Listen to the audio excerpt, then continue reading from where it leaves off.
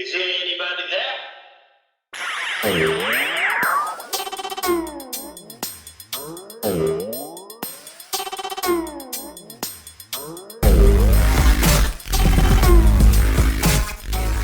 Sit at the field wall. You can stand behind that with a drink rail, and then you can sit on the actual bench that's exactly the same as what the players are in the dugout right next to you. And like you said, you can stand there and watch the players coming on and off the field. The players will actually walk through that dugout suite to get in and out of the clubhouse if they want to without having to come onto the field. So What's up, Dad Hat crew, and welcome to another episode of the Dad Hat Chronicles. This week, I finished my conversation with Jason Michael Ford. He is an architect. He designs ballparks, stadiums, all the fun stuff, guys. He was one of the leaders in designing the Kannapolis Cannonballers. That's right, beautiful ballpark. You guys got to go visit that. All right. In this episode, we finished the conversation, what he looks in a ballpark, some of the design aspects, and as well as when he travels, right? Because as far as architects are concerned, or designers and things like that, they are always looking for inspirations everywhere else. And of course, my famous, not so famous questions. But before I give you the episode, I would love for you guys to do me a favor. Head over to my YouTube channel. Hit the subscribe button, check out the videos, so that way you guys always check, see, listen, I'm putting some good stuff out there, okay, guys? And then, of course, don't forget about the podcast. Make sure you guys are hitting the subscribe button on the podcast as well. All right, now that we got all that fun stuff out of the way, all the business stuff, let's get into the podcast. And without further ado, I'll give you the episode. what is in the field is what was designed, and to make sure that's going to work, not only from a design standpoint, from a safety standpoint, from a code standpoint, all of those things we have to take into consideration. That's pretty cool, man. And in your opinion, to you, what is one of the things that you look forward the most when you are doing that design process? Like, what's like the one thing that you say is like, yeah, this is what do you look at other projects? Do you look at not just sports related to bring and to incorporate some design aspects into your design? Yeah, I think innovation is always one, and obviously at Populous we do a myriad of different building types. So whether it's football, whether it's soccer, arenas, those types of projects, they're all going to have innovation in them, and they're all going to ultimately have something that you want to bring across market. So if something works really well on an arena project, or someone went through that, then we might try to sell that to a client and say, hey, let's go look at that. I mean, site visits are a must in what we do, because number one, visualizing something and seeing it actually kind of built is a really good way to get someone to understand kind of what you're trying to design. So we take precedence a lot in projects. A lot of times you'll take precedence of saying, these are things that we don't want to do. We travel to places and you'll see the congestion somewhere, or just something that doesn't work. You say, okay, that's something that we're not going to do. We go to competitors' projects all the time, find the good, find the bad, and again, try to always make that next ballpark the best ballpark that there is out there. And that's, again, looking back at our experience, looking at what works great. Ultimately, these are all unique buildings, and you're going to try things. You're going to try to be innovative, and there are things that maybe not hit the mark like you thought they were going to be. So that goes back to your earlier question about being flexible and being able to renovate. Being able to make corrections, if you will, because these are all unique. These aren't fast food restaurants. These aren't home improvement stores that are just big boxes that you drop on a different site and you might change the layout of the parking lot. These are all unique projects. And for me, kind of back to your original question, the fun part for me is that first field layout. Yeah. Where the bullpen's going to go? Where's the scoreboard going to go? Are we doing an 8-foot wall in the outfield? Or are we doing a 14-foot wall in the outfield? What's the dimension to the foul pole, to the power alleys? All of those types of things is where we really start to, again, make this project unique to that client and to that, to that team that really, again, the heyday for me and sort of where the light bulb went off was working on Michigan. Yeah. And, that was back, and that opened in 2008. So 15 years ago was really the first time that the Big Ten network was launched. And so I'm at my house in Kansas City watching the Big Ten network, and I'm watching a baseball game or a softball game in Ann Arbor, Michigan. And that's really kind of neat when you think about, again, back to the days when I was watching WGN and WTBS, right? Now that I can actually watch college baseball games at home. And True. you know this from a baseball standpoint. The majority of the shots in a ballpark are the center field camera, pitcher to home plate. Hmm. And so again, the backstop, I think about what that backstop's going to look like on TV, probably from day one. Like I want when someone turns on the TV, I don't care who's playing.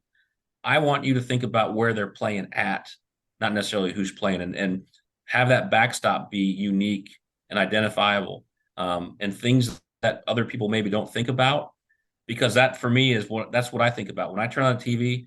I try to figure out who's playing, where they're playing, just by looking at the backstop. I'm glad you say that because in people in their profession will, no matter what, will always evaluate, right? I don't think you can turn it off, right? I'm sure when you're watching a game or when you're at the ballpark, whether it's a different ballpark or whatever, you're always looking at the design aspects. You're looking at all these things. It's like, oh, that's interesting. I would have never thought about doing it this way, or I would have done it a different way. I'm sure that's in the back of your head constantly all the time, isn't it? It is, and I was watching an NFL game this weekend, and on TV, and I was watching it, and the height of the field walls was driving me nuts because the height of the field walls was so large in comparison to Hmm. anything else in the stadium that immediately want to know, why did they do that? There's a reason why they did that. Why didn't they bring the fans closer? Why didn't they bring the fans lower? Like, those are the questions that I have. And football is one thing, but that's again why I love baseball. Baseball, we've been trying for years to bring people closer, Yeah. to be very intimate, right? And that's again a sign that ballparks have that a lot of other projects don't. Getting someone as close to the field of play as possible, putting somebody right in that action, putting them behind home plate. I mean, those are again moments for me, and you can see as I describe those things, I can think about those experiences for me.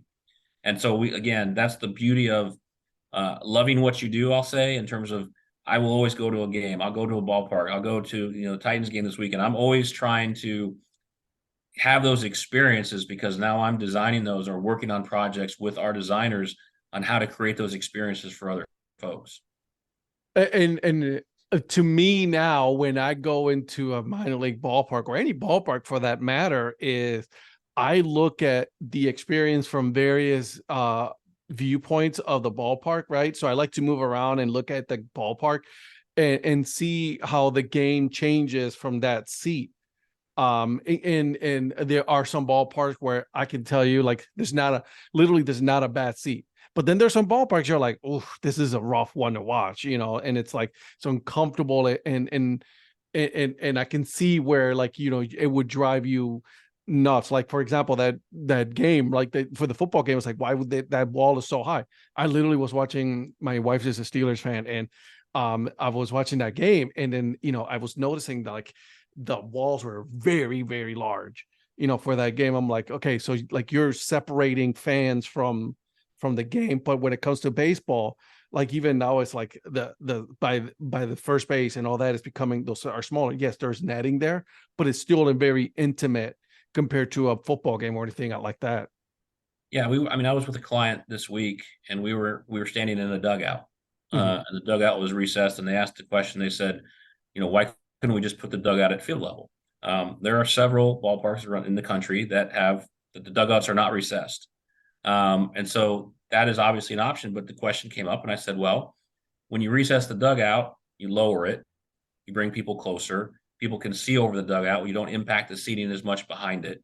And it's really, again, it's a big league feel, right? I mean, it's one of those things where when you go to a park or you go to a smaller, baseball park, and they just have dugouts on the field at field level, it doesn't feel like a Mhm. big league ballpark, right? And so I think regardless of whether we're doing, a professional ballpark, minor league ballpark, or collegiate, we want that big league feel, right? We want those participants and those players to feel like they're in, Yankee Stadium, to feel like they're in at Coors Field or at Petco Park. We want that experience again, and how that impacts the viewing of that.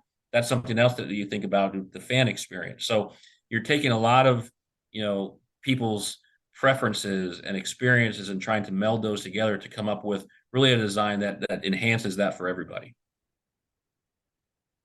Something that I noticed, and going back to Canopolis, is something that I noticed was, like you said, the bullpen, the bench, and all that, where the players are at. But there's something very unique about this one is there's a section where fans can sit, and it's right there, right next to the players. And you're literally seeing them as they walk right in front of you and all that. And I thought that was one of the most unique, coolest things there was. I sat on them and I'm like, my God, I'm literally, these kids are playing a professional ball game that one of these guys could potentially be in the major leagues in a couple of years. And it's like they're walking right past me like it was just, we're down the street or something like along those lines. Yeah, I mean there have been ballparks that have done field suites, whether that's behind home plate, whether that's down the line, sort of past the dugouts. And I think again, working with our team, one of the things that we thought would be kind of a unique experience would be to create a dugout suite. Mm-hmm. So in Kannapolis, as you come onto the field, you go to the right, on the home side, on the first base side, and there's a dugout suite there, and it is literally the same bench that's in the dugout.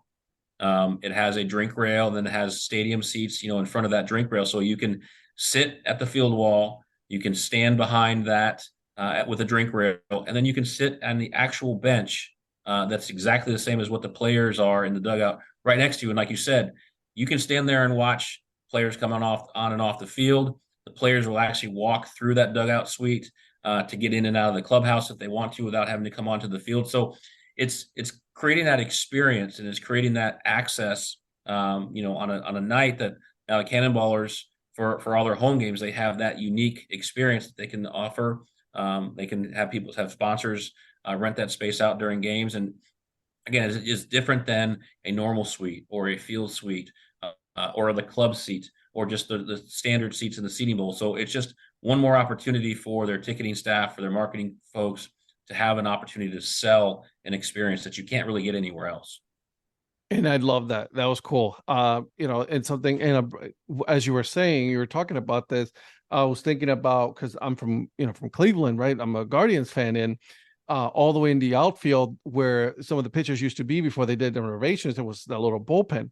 Now they have it as, every inning, so a certain amount of people can sit where the players used to play, and you can see the game at eye level, like, just like if you saw the outfielder right there, right next to you as he's standing, or he's, doing his warm up catching and things like that. So it's like little things like that make baseball such a unique sport that no other sports can provide really in that aspect.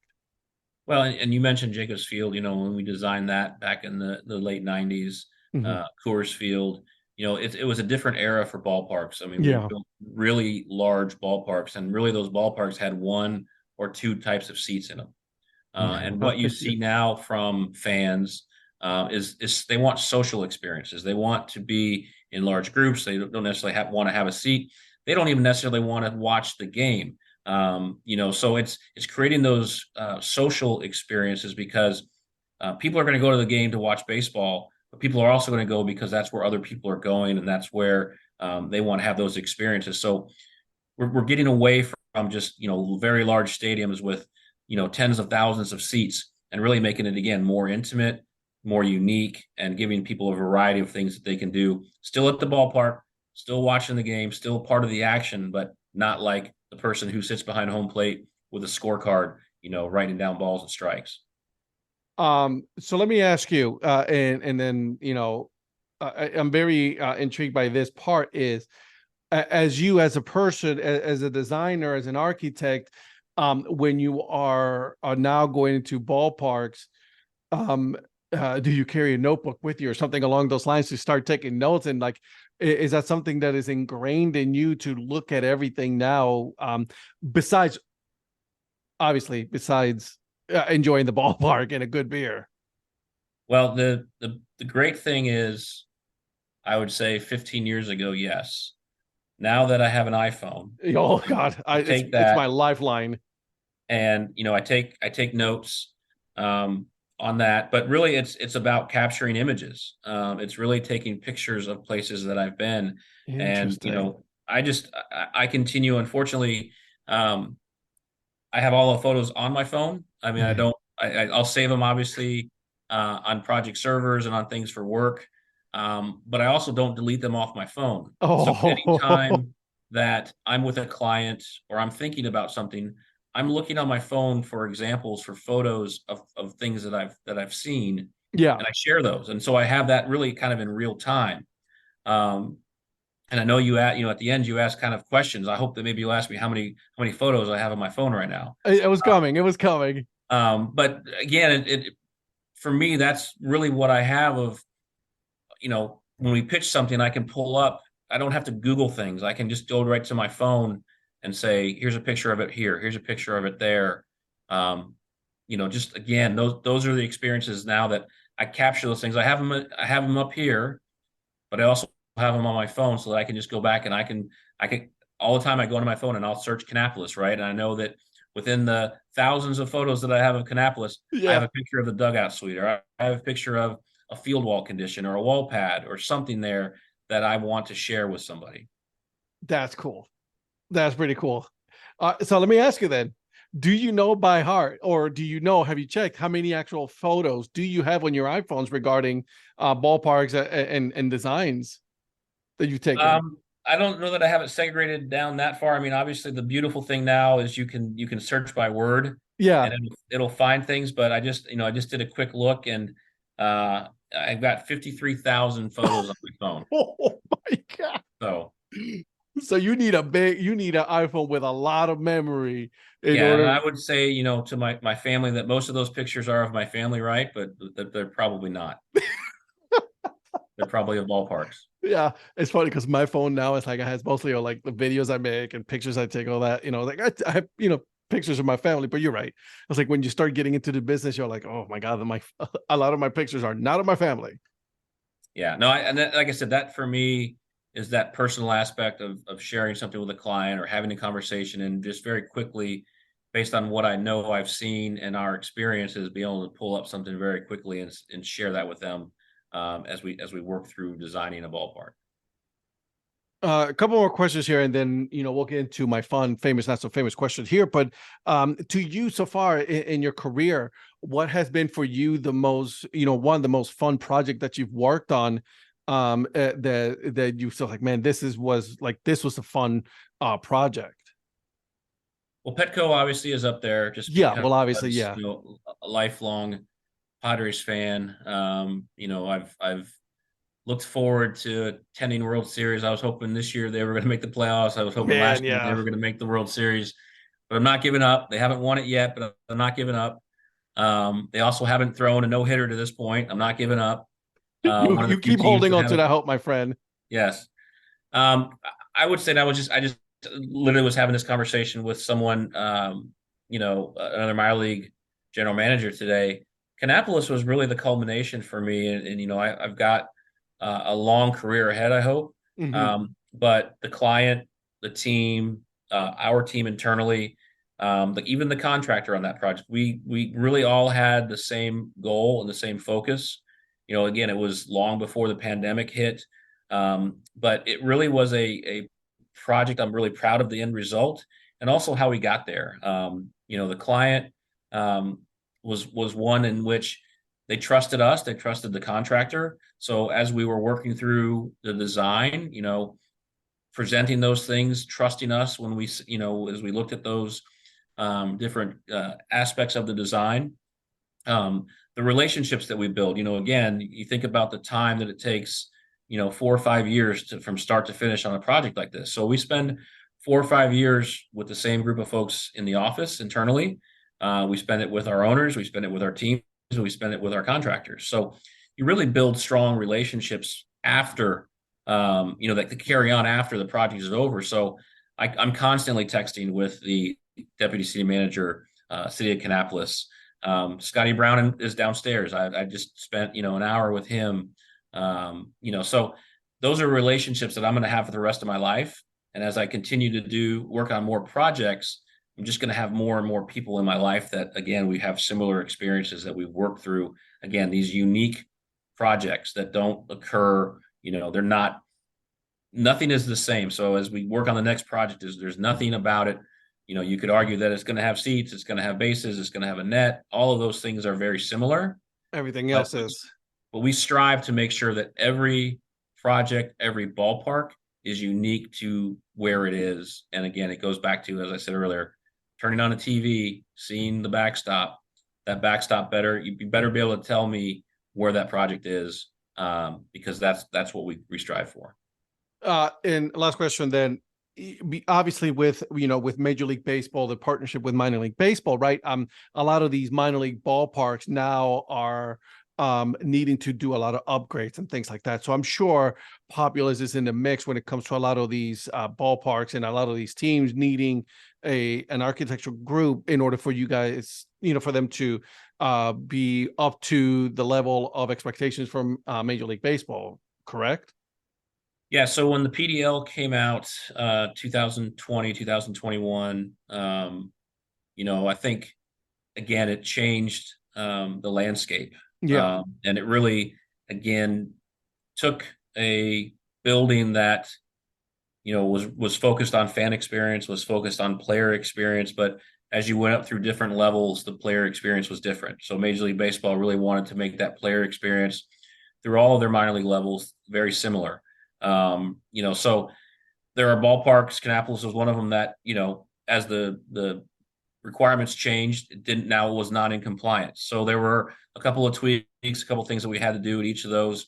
Obviously, ballparks that were built in the 90s, there were more things that they had to do.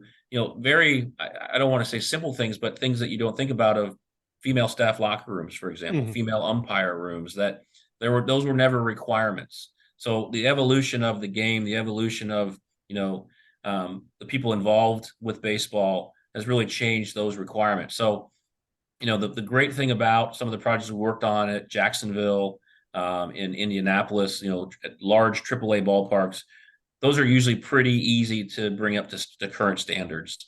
It's when you get into, Single A A. ball, double A, Yeah. um, because you think about every project has a budget. So you're making decisions based on the level that you're playing at. You're making decisions based on the size of the ballpark.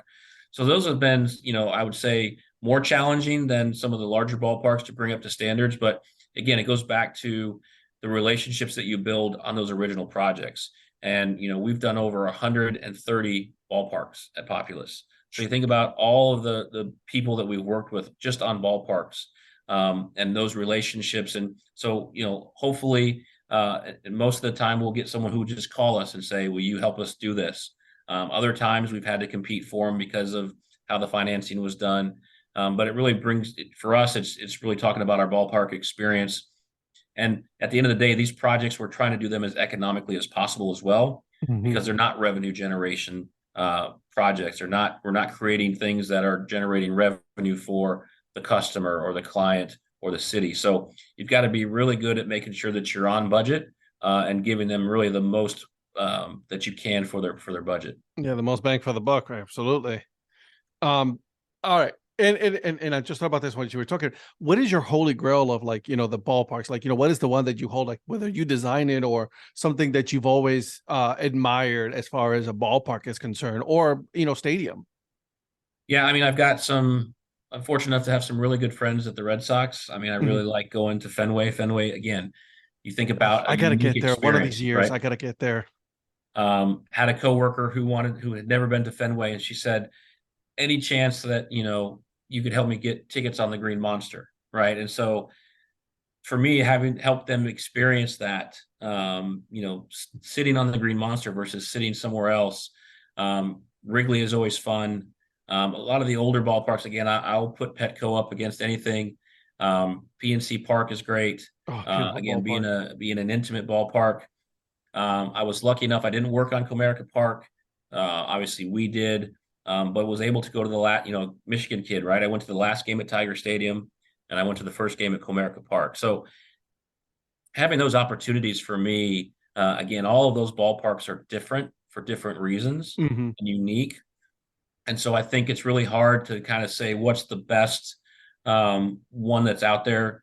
Petco is always going to be special to me, just for that reason. But I like going and seeing ballparks, even ballparks that we didn't design, and there are only a couple that we haven't designed. So, um, but seeing those again, it's just the love of the game. I describe a lot of times to our clients the first time you walk into a ballpark and you see the field, and that's an experience that we think about whether you're coming in at home plate, whether you're coming in at right field. Um, how do you approach the ballpark? How do you enter the ballpark? And then once you're in the ballpark, from the concourse, how do you see the field? What the video board, the ribbon board, like all of that stuff, smells, sounds. Um, Kannapolis has done it right. They've got an organist right there on the Yeah, concourse. greasy keys. Yeah. So it's all of that stuff that over time, which is why Wrigley is so great, why Fenway is so great, sort of builds tradition and sort of builds memories for people, that they really fall in love with the game and with the park.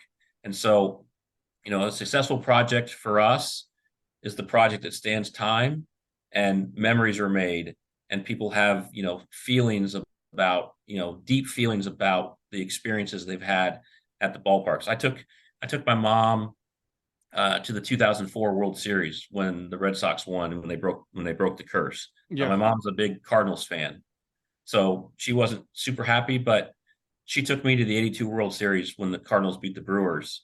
It was kind of cool, 22 years later, to take her to And Busch you're able to, Stadium return that. Yeah. to see the Cardinals play, and again, ultimately the Red Sox won that series. But it was fun for me to have that experience with her.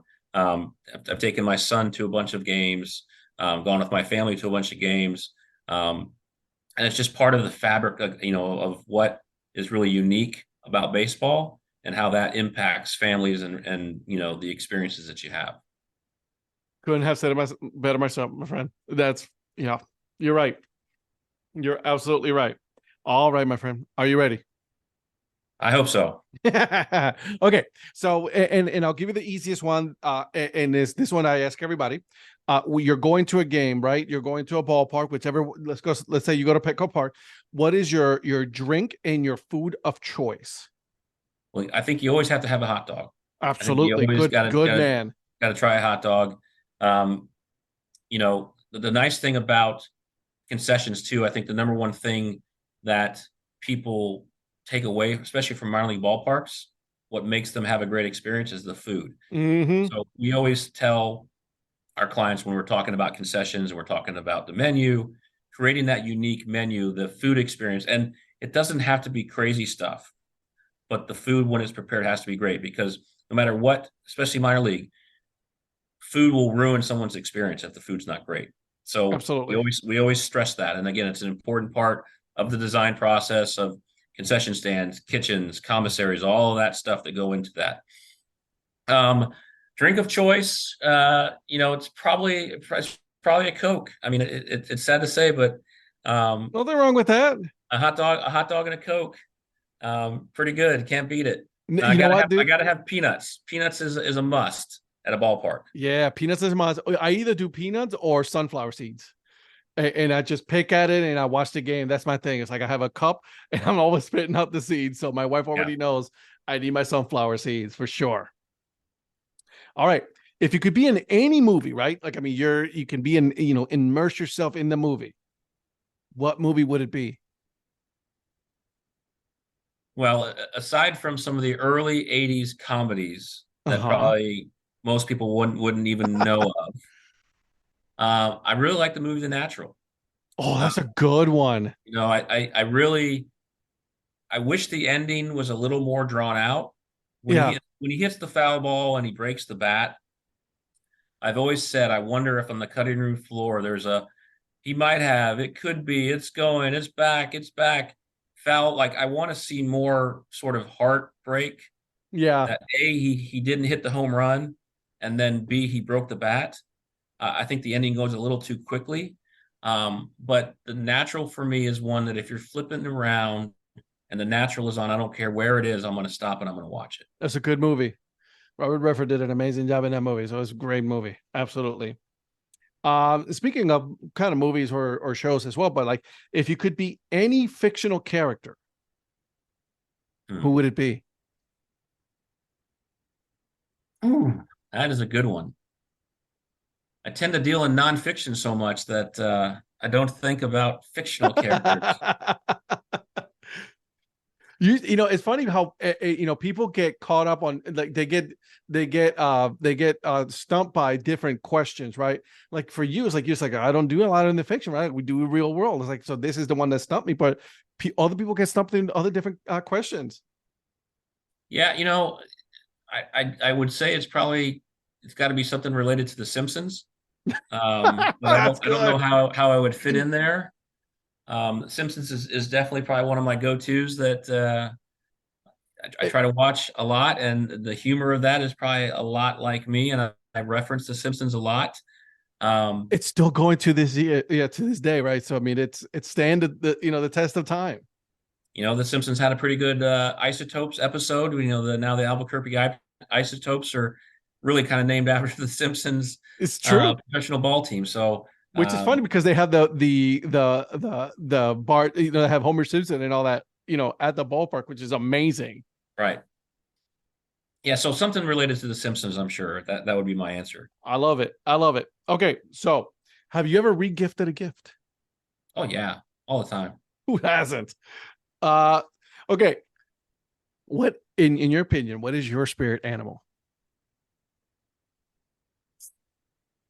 I don't know. What would you tell me? What do you think?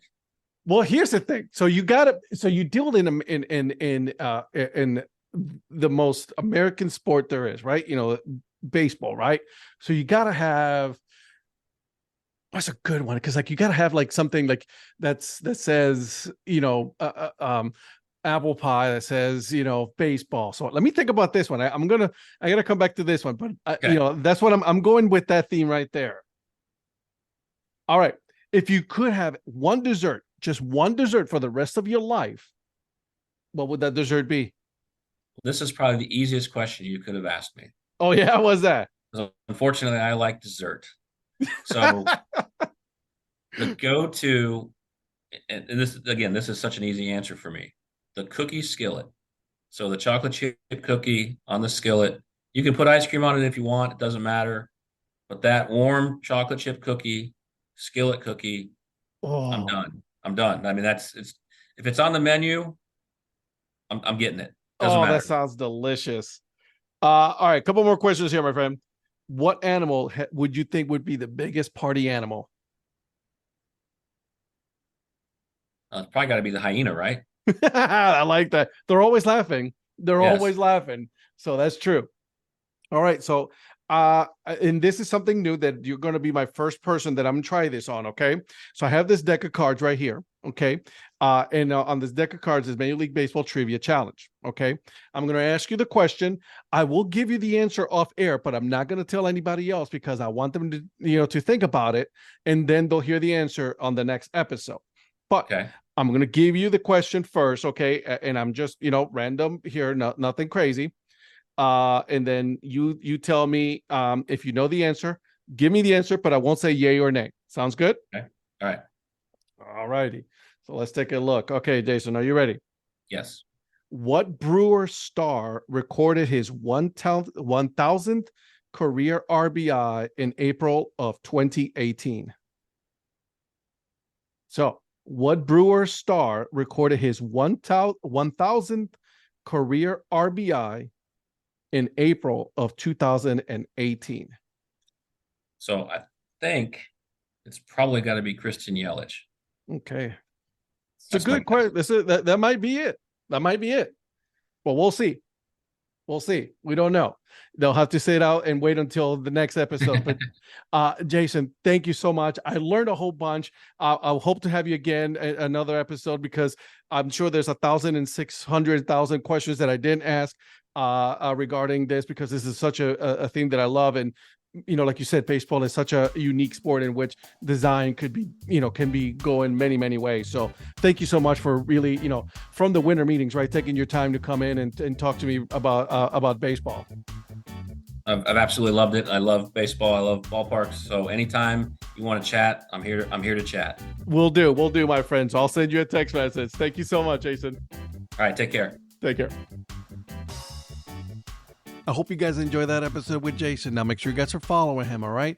Also, I wanna thank him because I had a blast, and then also I learned a lot. I really always looking for ways to incorporate different things when it comes to minor league baseball or baseball in general, right? But this one was pretty cool because we got to learn the behind the scenes, what it takes, the time it takes to design a ballpark, what they look like before it starts, like from the dirt all the way up. So I want to thank him because it really did give me a view into the life that a lot of us don't really get to see. So make sure you guys are following him. Like I said, before I go though, before I give you guys the joke of the episode, make sure you guys are following me on Instagram, Twitter, follow the podcast, as well as follow me on YouTube, guys. I'm growing that branch as well, so that way you guys are always looking at what I put my daily videos or the hats that I'm putting together, as well as the live sports show with some of the wonderful guys like Eric Prophet, Mike Sellers, Donnie, and also my boy Patrick. They all have great content, so make sure you guys are all following them. All right, guys? All right, so here we go. Episode dad joke, and here we go. What do you call someone with no body and no nose? Nobody knows. All right. I see myself out, guys. And until then, keep grinding and always support the minor leagues. See ya.